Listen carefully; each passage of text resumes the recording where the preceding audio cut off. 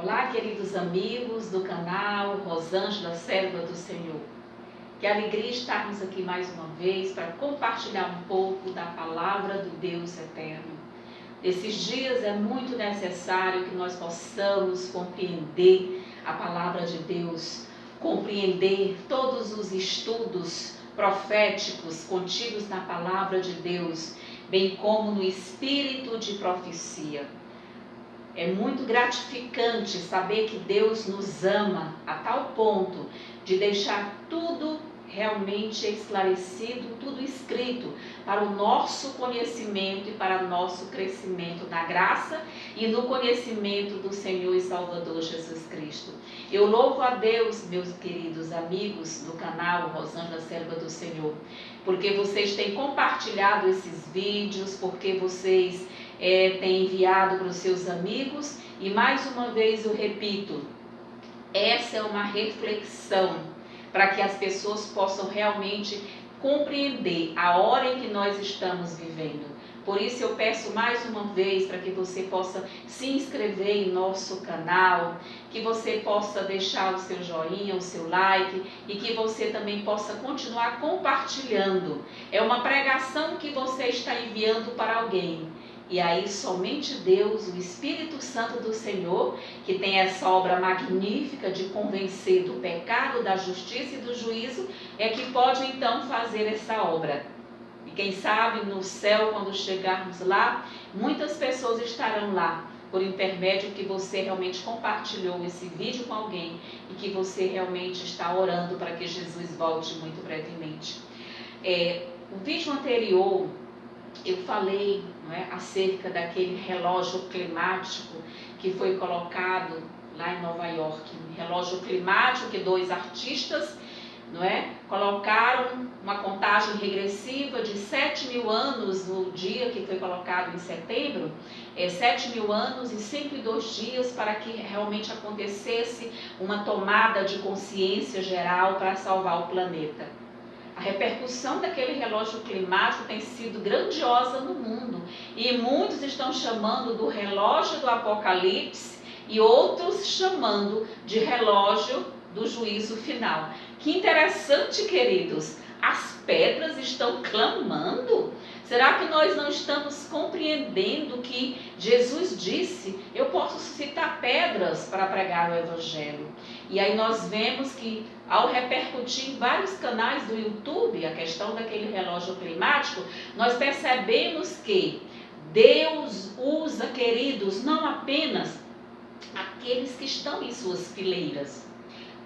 Ao longo da história, Deus sempre usou reis pagãos.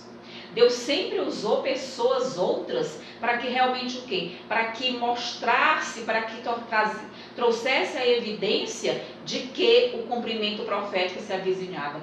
Vejamos aqui quem Deus usou para realmente trazer a libertação para Israel. Você pode conferir isso aqui na palavra do Deus eterno, no livro do profeta Isaías, no capítulo 45. Já na introdução você vê Ciro, o libertador de Israel. Ciro?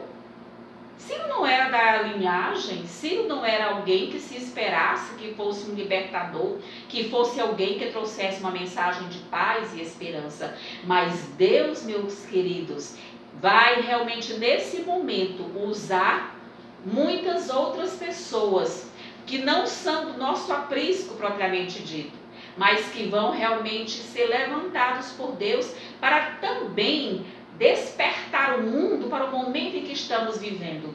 Então me acompanhe aqui em Isaías capítulo 45, a partir do versículo 1 diz: Assim diz o Senhor ao seu ungido, a Ciro, a quem tomo pela mão direita, para abater as nações ante a sua face, e para descingir os lombos dos reis, e para abrir diante dele as portas que se fecharam. Eu irei adiante de ti, endireitarei os caminhos tortuosos, quebrarei as portas de bronze e despedaçarei as trancas de ferro. Dar-te-ei os tesouros escondidos e as riquezas encobertas. para que saibais que eu sou o Senhor, o Deus de Israel, que te chama pelo teu nome. Por amor do meu servo Jacó e do meu servo, claro, Israel, meu escolhido, eu te chamei pelo teu nome, te pus o sobrenome, ainda que não me conheces. Eu sou o Senhor e não há outro, além de mim não há outro Deus. Eu te cingirei, ainda que não me conheças, para que se saiba até o nascente do sol e até o poente que além de mim não há outro. Amém. Eu sou o Senhor e não há outro. Eu formo a luz e crio as trevas. Faço a paz e crio o mal. O Senhor faço todas as coisas. Vamos compreender um pouco esse contexto. Nós sabemos aqui, queridos, que Deus também usou um rei pagão chamado Nabucodonosor.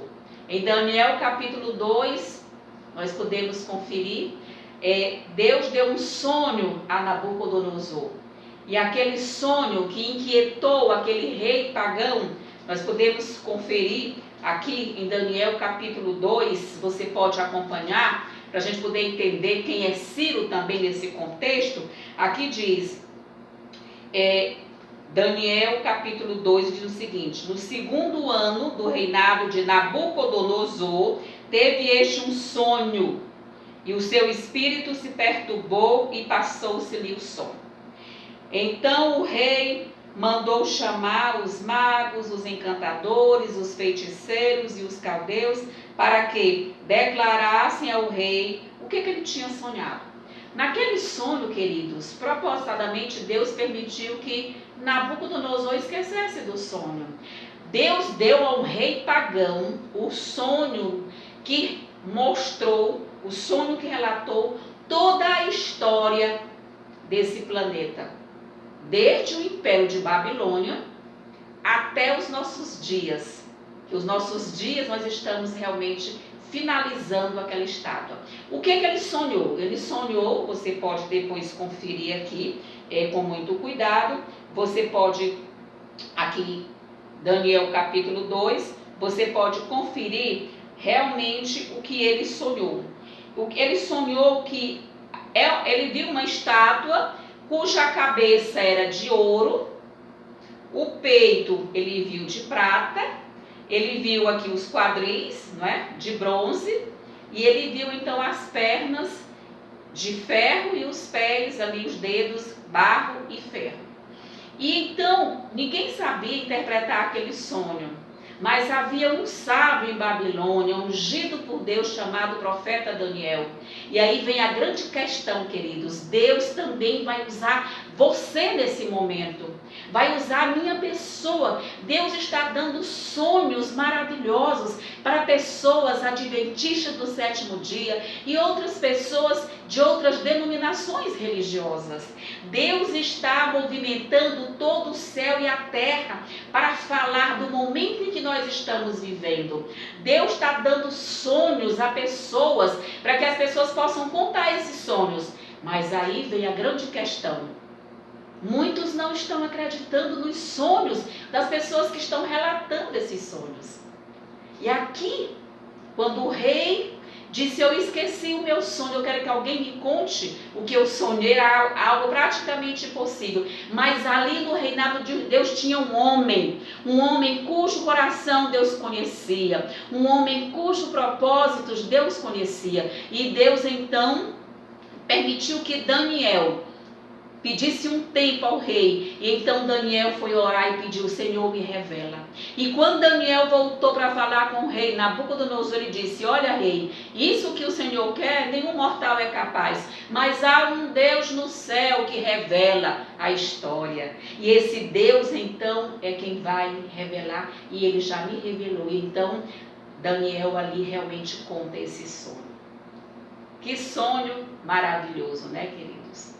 E ali naquele sonho, Daniel já estava lá em Babilônia, e Daniel, naquele mesmo contexto ali, ao estudar aquele sonho, Daniel vê que eles estavam já em Babilônia há 70 anos.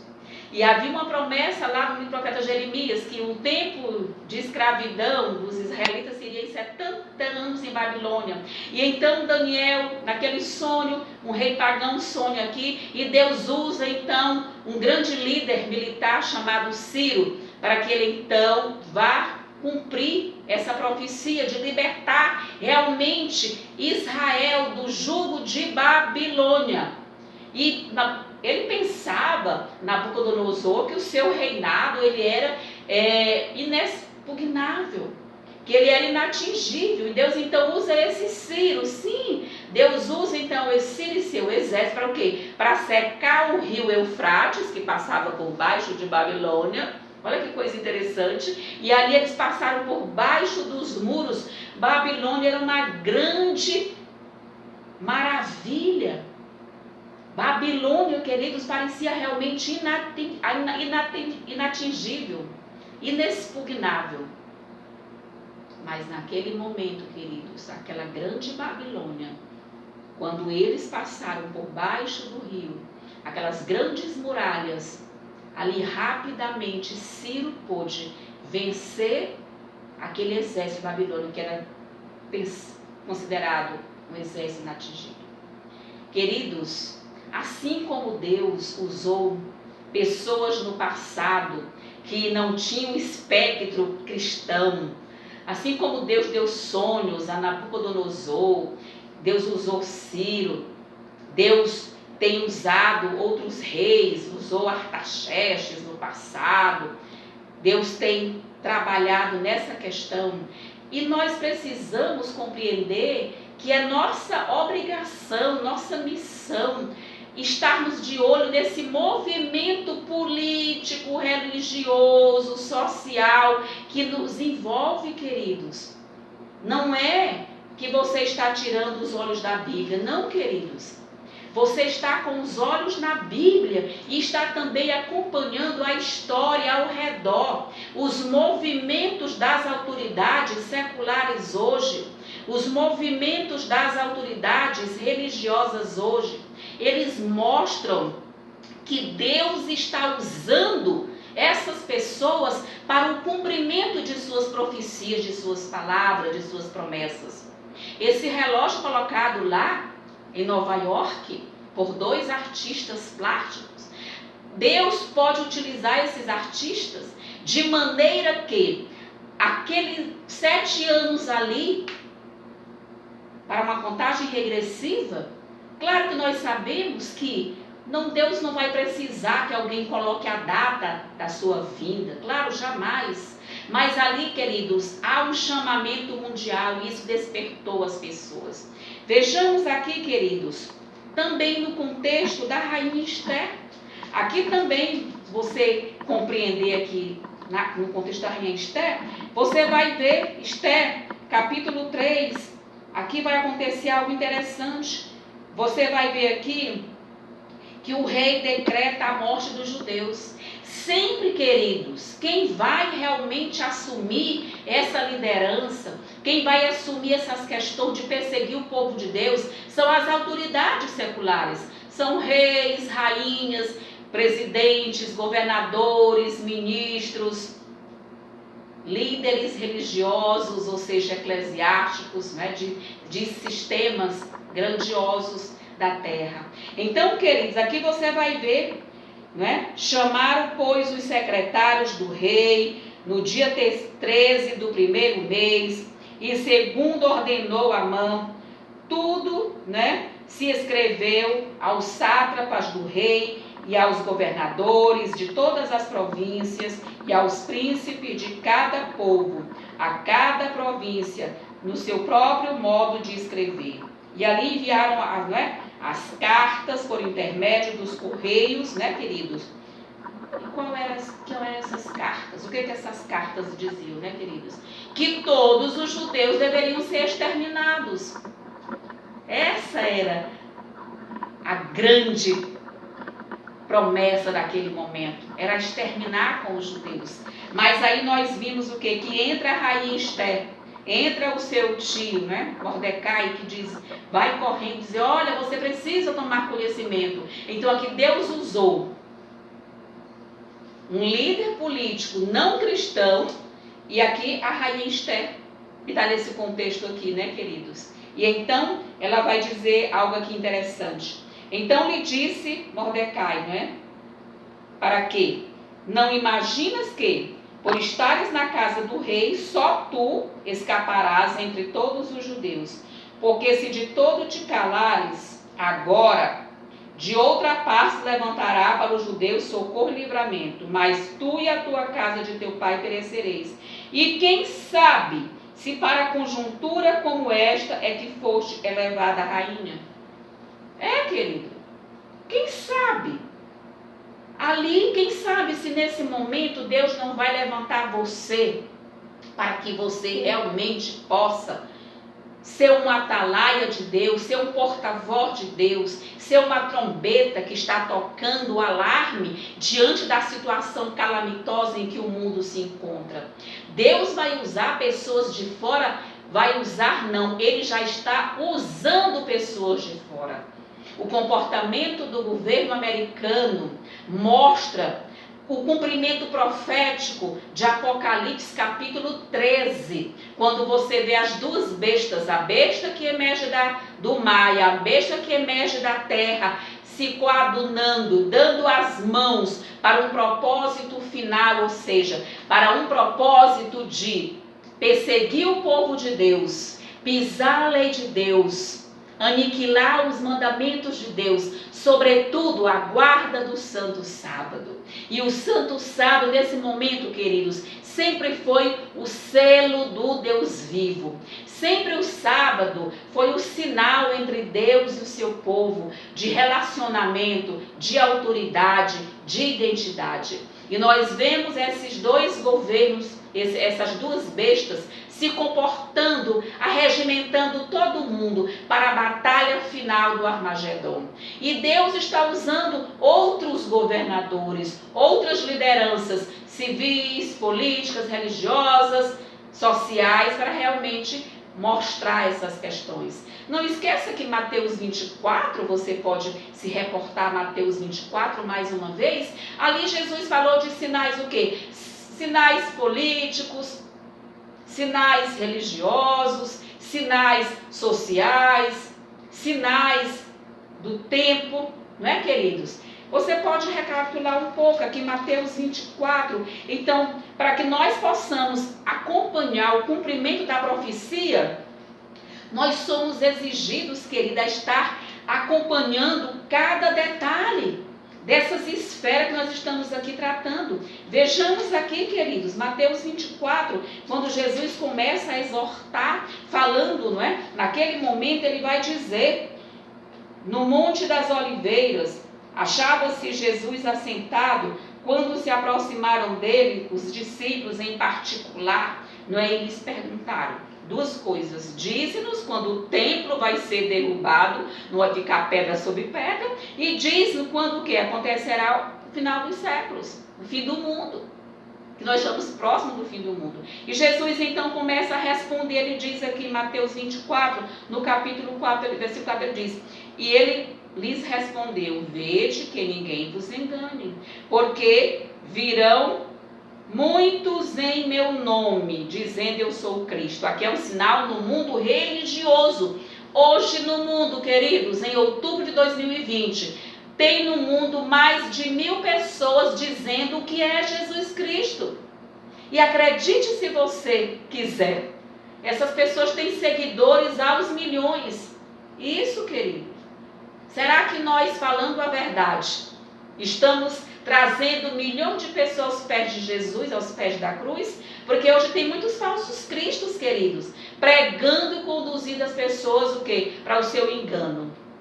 Hoje nós temos mais de 1000 pessoas que são chamadas de Jesus Cristo. Aqui é um sinal no mundo religioso. Aí ele continua.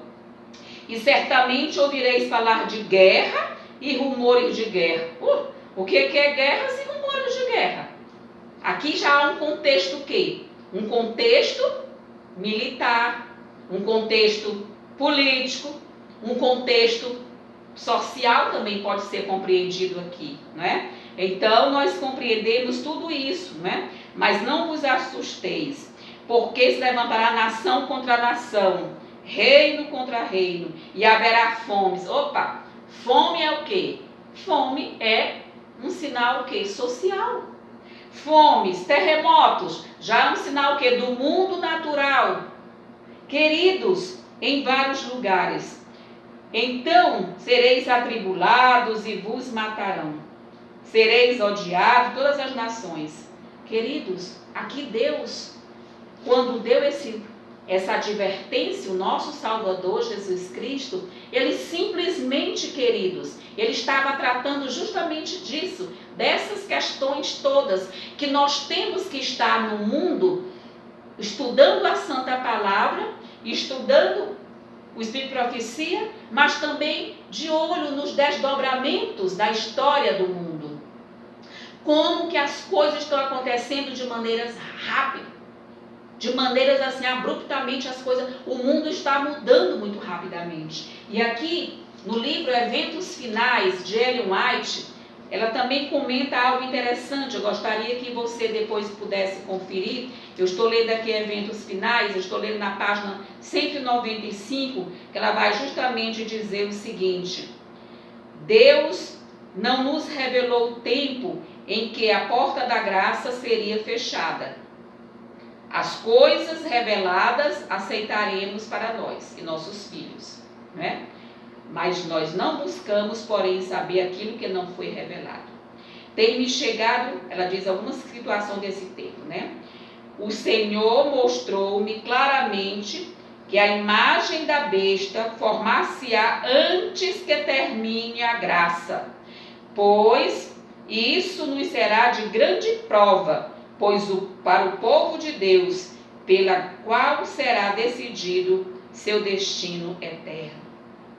Claro, querido, o decreto dominical vai justamente sair, ela diz aqui, antes que termine a graça, ou seja, antes que feche a porta da graça.